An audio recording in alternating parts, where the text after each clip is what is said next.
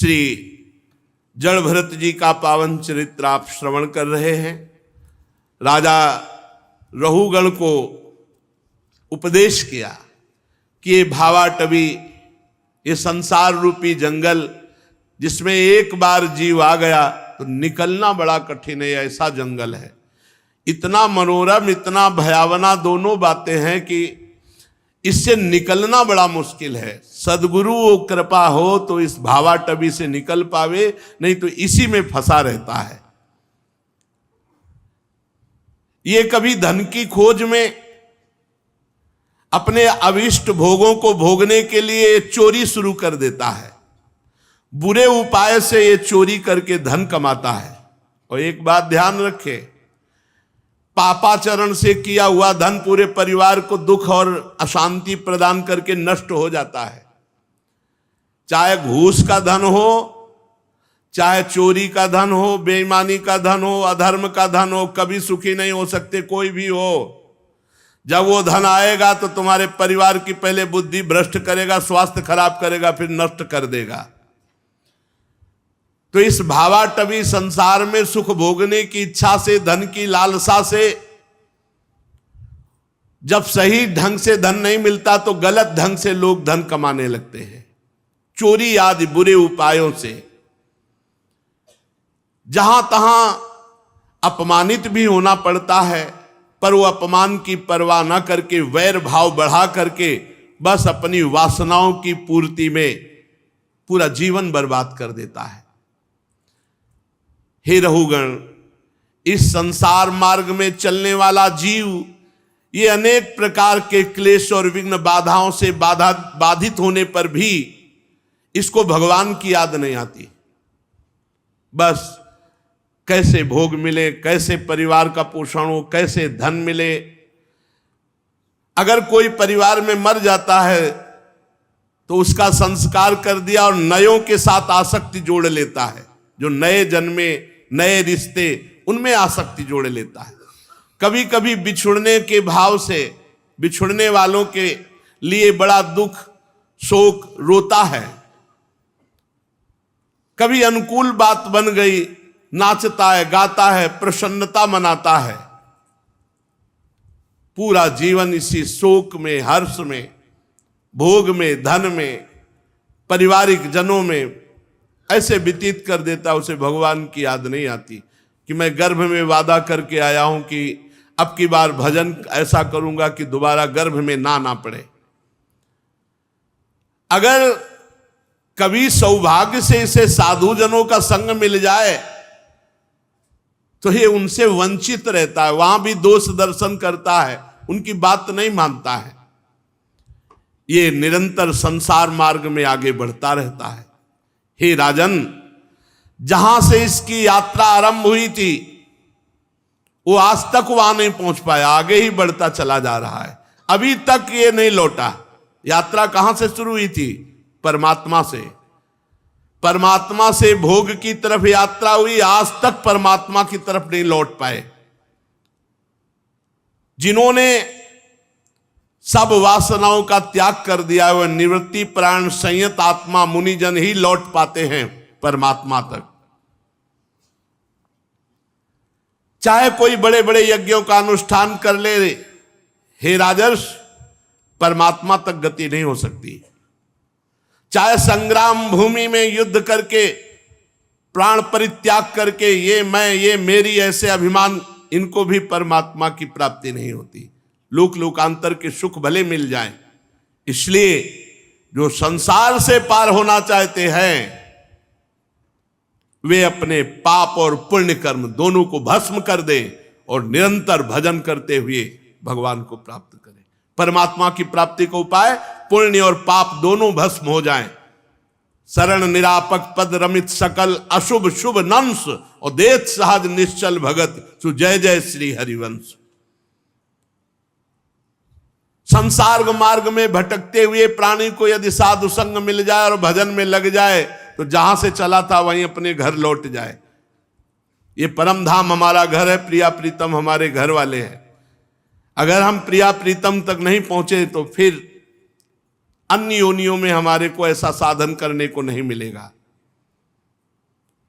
महाराज जड़ भरत जी के उपदेश से अज्ञान की ग्रंथि का भेदन हुआ रहुगण का, और वो परम पद को प्राप्त हुआ। राजर्षि भरत के विषय में ज्ञानी जन ऐसा कहते हैं कि जैसे गरुण जी की होड़ कोई मक्खी नहीं कर सकती, ऐसे महात्मा भरत जी की होड़ कोई राजा मन से भी नहीं कर सकता। जैसे गरुण जी की होड़ कोई मक्खी नहीं कर सकती, ऐसे जड़ भरत जी की होड़ कोई राजर्षि नहीं कर सकता। उन्होंने युवावस्था में ही अपनी पत्नी पुत्र आदि सबका त्याग करके भगवान के लिए साधन किया और तीसरे जन्म में भगवत प्राप्त महात्मा हुए। जो महाराज भरत जी का, जड़ भरत जी का पावन चरित्र सुनेगा, उसकी अकाल मृत्यु नष्ट हो जाएगी, वो अकाल मृत्यु को प्राप्त नहीं होगा, उसका यश बढ़ेगा, और यदि वो भगवान का आश्रय लेकर भजन करने वाला बने तो मोक्ष या प्रेम को भी प्राप्त होगा। जो जड़ भरत जी के पावन चरित्र को सुनेगा या सुनाएगा, उसको यदि कोई अन्य कामना भी है तो उस कामना की पूर्ति हो जाएगी। श्री सुखदेव जी कहते, राजन, भरत जी का पुत्र सुमति हुआ, उसने अपने बाबा ऋषभ देव जी का ही अनुसरण किया। भरत जी के पिता भगवान ऋषभ देव जी थे, तो भरत जी के पुत्र सुमति ने ठीक जैसे ऋषभ देव भगवान परमहंसों की चर्या में जीवन व्यतीत किया, ऐसे ही कलयुग में बहुत से पाखंडी लोग, अनाद्य पुरुष अपनी दुष्ट बुद्धि से वेद विरुद्ध कल्पना करके ऐसे आचरण करेंगे।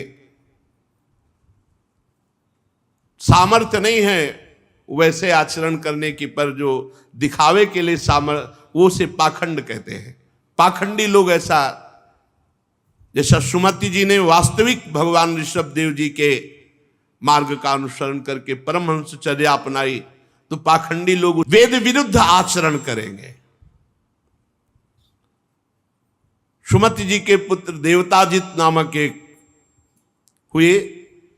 देवताजित के गर्भ, आसुरी के गर्भ से देवद्युम्न से धेनुमति परमेष्ठी, उसके सुवर्चला के गर्भ से प्रतीह नामक पुत्र, ये महाराज भरत जी का वंश का वर्णन करते हैं। प्रतीह जी आत्मज्ञानी महापुरुष थे। वो आत्मविद्या का बहुत गूढ़ रहस्य प्राप्त किया और साक्षात परब्रह्म में स्थित हो गए। प्रतीह जी की भार्या सुवर्चला के गर्भ से प्रतिहर्ता, प्रस्तोमा, उद्गाता नाम के 3 पुत्र हुए। वे यज्ञादि कार्यों में बहुत निपुण थे। प्रतिहर्ता की भार्या स्तुति थी, उसके गर्भ से अज और भूमा नाम के 2 पुत्र हुए। ये सब महापुरुष, इनके नाम, इनके चरित्र सुनने से हृदय के पाप नष्ट होते हैं। भूमा के ऋषकुल्या से उद्गीत, उससे देवकुल्या, प्रस्ताव और प्रस्ताव से न्युत्सा के गर्भ से विभु नामक पुत्र हुआ। विभु के रति के उदर से प्रथुषेण, प्रथुषेण से आकूत से नक्त, नक्त के द्रुति गर्भ से उदार कीर्ति राजा गय का जन्म हुआ। ये जगत की रक्षा करने वाले भगवान श्री हरि के अंश माने जाते महाराज गय। संयम आदि अनेकों गुणों के कारण इनकी महापुरुषों में गणना की जाती है। महाराज गय ने प्रजा के पालन पोषण, रंजन और चाव आदि और शासन आदि ये सब यथावत किए जैसे पूर्व धार्मिक राजा करते थे, और बहुत सी यज्ञों का अनुष्ठान किया, इसलिए भगवत प्रीति को प्राप्त हुए। ये परमार्थ स्वरूप हो गए महाराज गए। देखो, पहले गृहस्थी में रहकर धर्मानुष्ठान, नाम जप, बड़े बड़े पवित्र आचरण, तो आत्मज्ञानी, बड़े भगवत प्रेमी महात्मा के रूप में गृहस्थ में रहते। गृहस्थ होते हुए आत्मज्ञानी, परम भगवत प्रेमी, जो लोग आज कहते हैं कि अरे हम तो गृहस्थ कोई नीच आश्रम है क्या? इसी से बड़े बड़े परमहंस प्रकट होते हैं और बड़े बड़े परमहंसों के उदर का पोषण गृहस्थों से होता है और बड़े बड़े परमहंस गृहस्थों में हुए हैं। जो भगवान के चिंतन में निरंतर रत रहता है उसका अहम भाव नष्ट हो जाता है और वो निराभिमान होकर गृहस्थ में रहते हुए भी महात्मा होता है। महाराज राजर्षि गए इसी कोटि के महान राजा हुए, गृहस्थ में होते हुए भी भगवत प्राप्त महात्मा। महाराज गए की बराबरी कौन कर सकता है? जो निरंतर राज्य कार्य में रत होते हुए भी भगवान के चिंतन में रत थे। बड़ा कठिन है राजा होकर राजकाज करना और निरंतर भगवान का चिंतन करना। साधु समाज की सेवा, सत्पुरुषों की सेवा और भगवान चिंतन के प्रभाव से बड़ी ऊंची स्थिति को प्राप्त थे महाराज गए। भगवान ने प्रकट होकर के महाराज गए को साक्षात दर्शन दिए। जिनके नेत्र एक बार भगवान का दर्शन कर लेते हैं फिर उनकी दृष्टि में संसार नहीं, जित देखो तित श्याममयी, ऐसे महाराज गए थे। महाराज गए के गयंती के गर्भ से चित्ररथ, सुगति और अवरोधन नाम के 3 पुत्र हुए। चित्ररथ की पत्नी उर्णा से सम्राट का जन्म, सम्राट से उत्कला से मरीचि और मरीचि के बिंदुमती से बिंदुमान नामक पुत्र हुआ। इस तरह महाराज प्रियव्रत का वंश जो अभी वर्णन किया गया, जैसे उत्तानपाद के वंश में महान ध्रुव, अंगादि, ऐसे उनके बड़े भाई प्रियव्रत के अंश में भगवान ऋषभदेव जी, भरत जी और ये जो अभी बड़े बड़े महान राजाओं का वर्णन हुआ। इनके सुनने से हृदय में वैराग्य और भगवान के प्रति भाव बढ़ता है, क्योंकि इतने बड़े बड़े ये सब नहीं रह गए, तो हमको भी जाना है। हमें जाना है तो भगवान का भजन करके जाना है, भगवान का नाम कीर्तन, भगवान का यश, भगवान की लीला कथा सुनकर भगवत भक्ति हृदय में धारण करके। राजा परीक्षित ने कहा महाराज श्री सुखदेव जी से कि जहां सूर्य का प्रकाश है, जहां तक तारागण और चंद्रदेव दिख पड़ते हैं, मैं ये जानना चाहता हूं कितना लंबा भूमंडल है, इसका माप क्या है भूमंडल का। और ये जो 7 समुद्र हैं, 7 द्वीप हैं, मैं इनका पूरा विवरण सुनना चाहता हूं। आप त्रिकालज्ञ हैं, परमहंस, ध्यान के द्वारा आप देखकर सब जानते हैं, आप कृपा करके बताइए। श्री सुखदेव जी बोले महाराज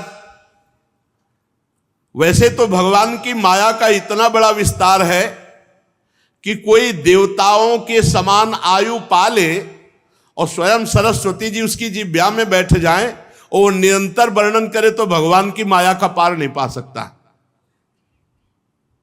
इसीलिए हम कुछ वर्णन करते हैं। जो भगवान की रचित ये भूमंडल है, यहां सबसे पहला द्वीप है जम्बू द्वीप, जिसमें हम भारतवासी रह रहे। ये भूमंडल रूप जितना भूमंडल है, इसमें 7 द्वीप हैं। उनका ये भीतरी कोश है जम्बू द्वीप। ये 1,00,000 योजन गोलाकार है जम्बू द्वीप। जम्बू द्वीप गोलाकार है और 1,00,000 योजन का है। 1 योजन 4 कोस, तो 1,00,000 योजन का मतलब 4,00,000 कोस। 4,00,000 कोस का मतलब कितने किलोमीटर? 12,00,000 किलोमीटर का जम्बू द्वीप है। तो क्या और देश ये सब जम्बू द्वीप में आ जाएंगे? 1,00,000 योजन का ये जम्बू द्वीप है। हाँ, इसमें 9 9,000 योजन विस्तार वाले 9 वर्ष है, 9 देशों में बटा हुआ है। 8 पर्वत हैं। इसमें बीचों बीच इलाव्रत नाम का 10वां वर्ष है। इसके मध्य में सुमेरु पर्वत है, जो पूरा का पूरा सोने का है। ये ऐसी जगह होगा जहां दैवी शक्ति सिद्ध पुरुष जा सकते हैं या देवता। ये ऊपर से नीचे तक सबका सब स्वर्ण का है। 1,00,000 योजन चौड़ा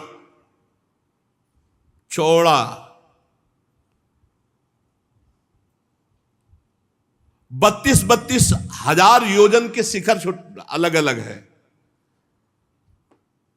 16 हजार योजन की छोटी छोटी खंड है इसमें।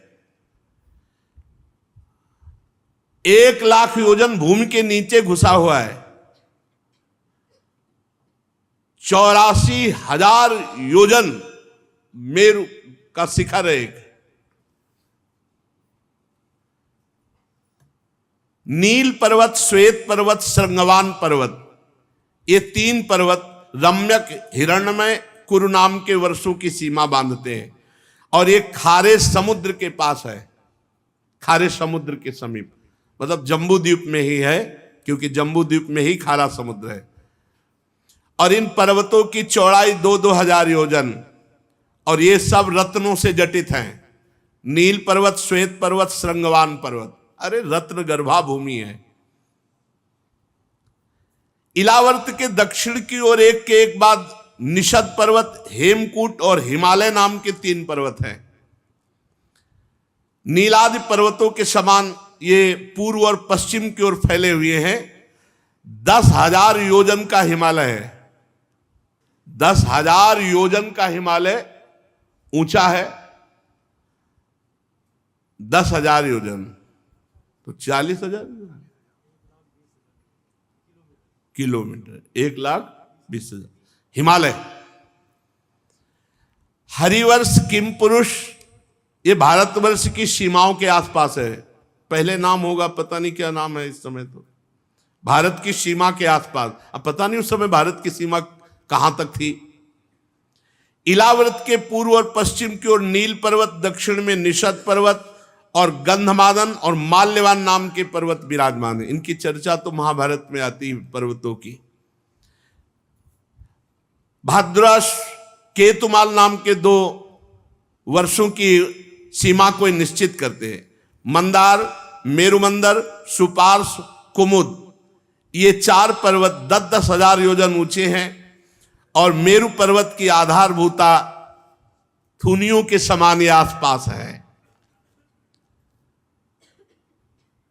इनमें 4 पेड़ हैं, आम, जामुन, कदम और बड़के। मंदर, मेरुमंदर, सुपार्श और कुमुद, इन चारों पर्वत में एक एक पेड़ है। एक आम का, एक जामुन का, एक कदम का और एक बड़ का। और कितना बड़ा पेड़, 1100 योजन ऊंचा आम का पेड़।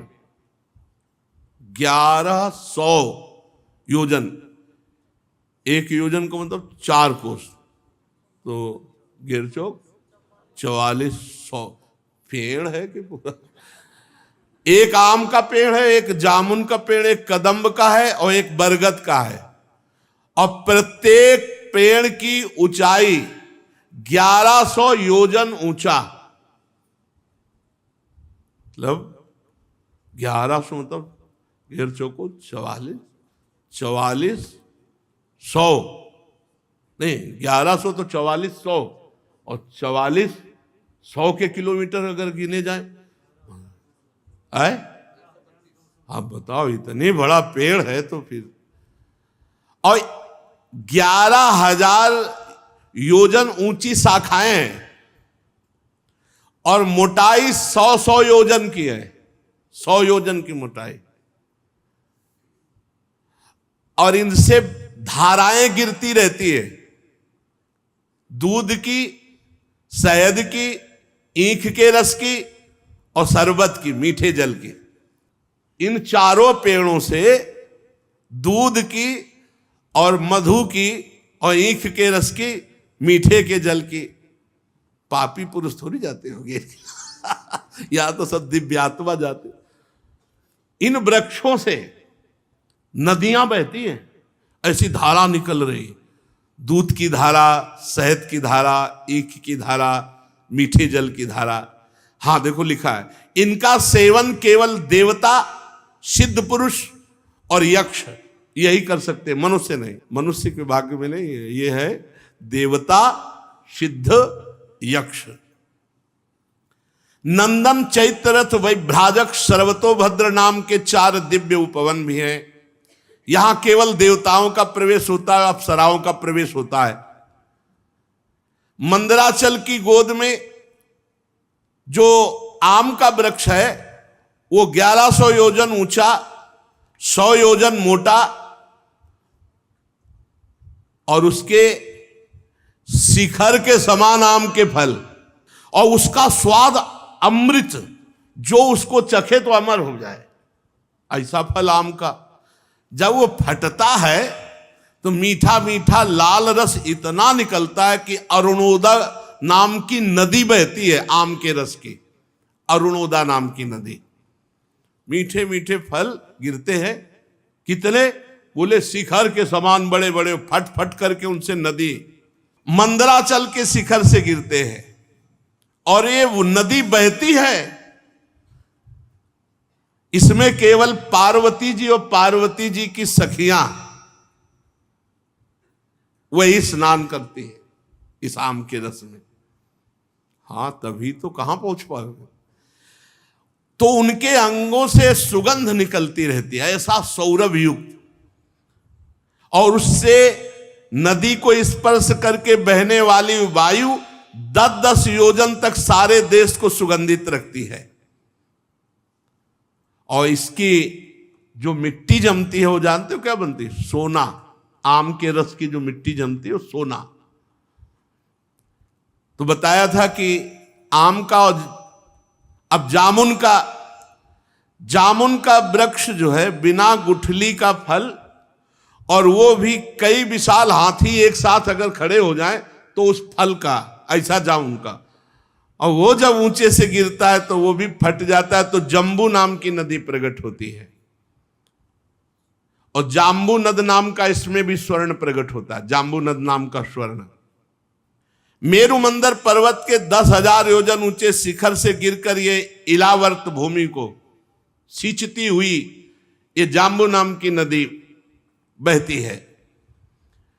उस नदी के दोनों किनारों की मिट्टी जब रस से भीग करके सूर्य की गर्मी से सूख जाती है तो वही जाम्बू नद नाम का सोना बन जाता है। तो वहां सोने की खाने हैं। यहां देवता, गंधर्व, अप्सरा इसी सोने से मुकुट, कंकण, करधनी, आभूषण ये सब बनाते हैं। सुपार्श्व पर्वत पर जो कदम्ब का वृक्ष है उसके 5 कोटरे हैं और उन कोटरों से शहद की धारा बहती है। और वो धारा ऐसी बहती है जैसे 5 पुर की मोटाई एक धारा। पुर गांव में खेती सींचने के लिए पहले प्रयोग होते थे, अब तो नए जमाने के लोग जानते नहीं होंगे। इतना बड़ा होता था चमड़े का, और उसे आए राम तो कुआं में डाला, और जब वो भर गया तो खींचे गए तो राम राम राम राम राम राम राम, आए राम गए राम, आए राम गए। बहुत पवित्र जीवन किसान का होता, भर भर के। तो 5 पुर एक साथ, तो वो जो धारा निकलेगी ऐसी 5 धाराएं कदम्ब के वृक्ष से शहद की निकलती हैं। वो सुपार्श्व के शिखर से गिरकर इलावर्त के पश्चिमी भाग को सुवासित करती हुई बहती है। और इसमें इनके आसपास जो लोग रहते हैं वो मधुपान करते हैं, शहद पान करते हैं। तो जहां शास्त्रों में मधुपान आया लोग उसे समझ नहीं पाते।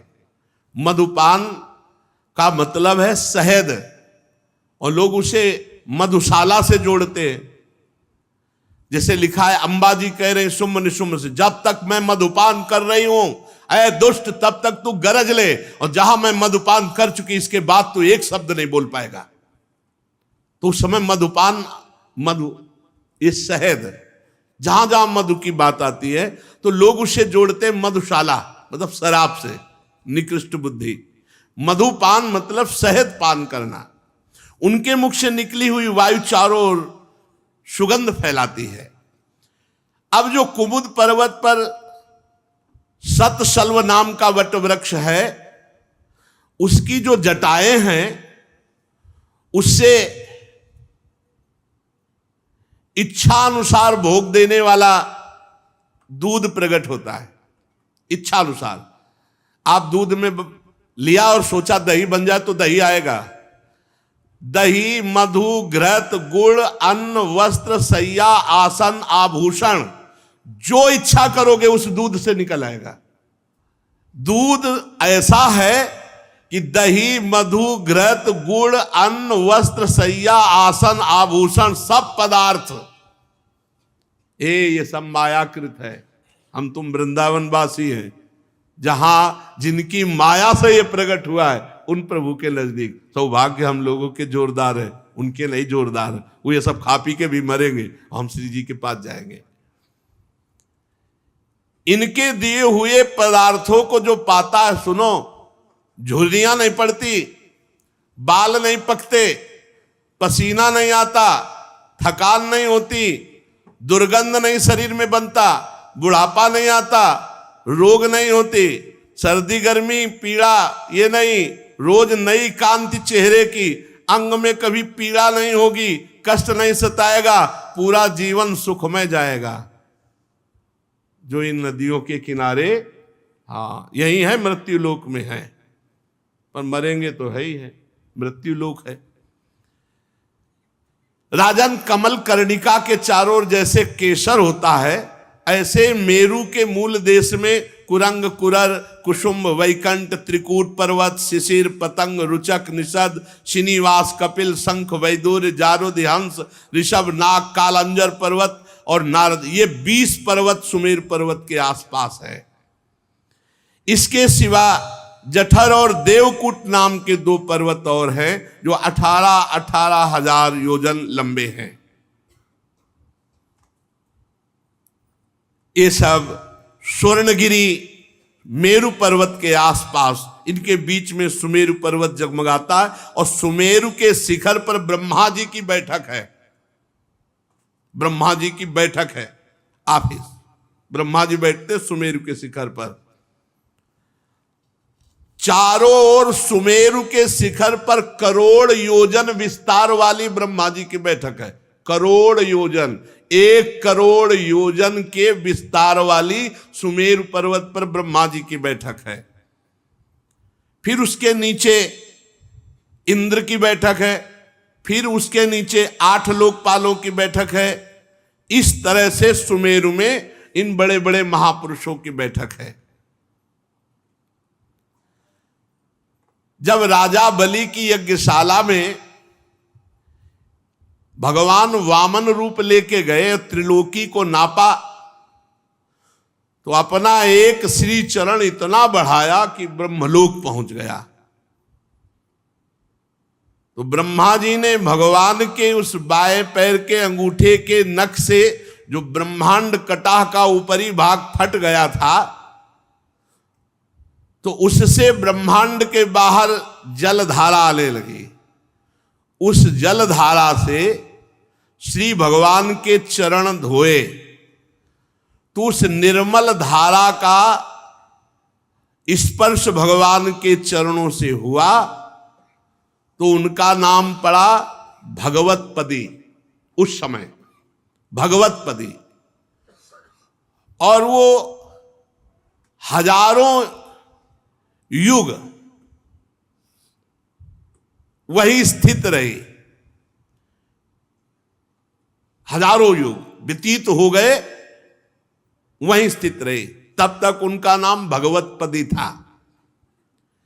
फिर वो जब ध्रुवलोक में उतरी तो विष्णुपदी के नाम से कहेंगे।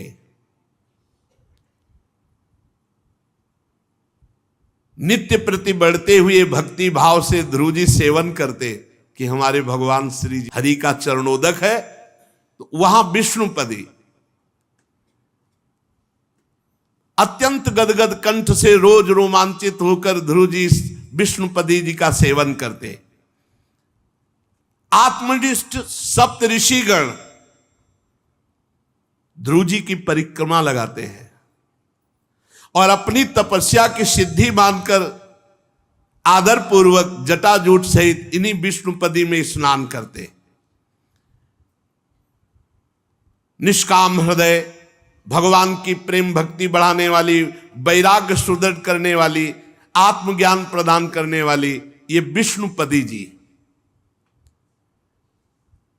वहां से करोड़ों विमानों को तितर वितर करती हुई, चंद्रमंडल को आप्लावित करती हुई मेरु के शिखर पर जब ब्रह्मा जी की पुरी में आई तब उनका नाम गंगा हुआ। पहले भगवतपदी, फिर विष्णुपदी, और फिर जब ब्रह्मलोक में आई तब गंगा हुआ। और ये 4 भागों में विभक्त हो गई।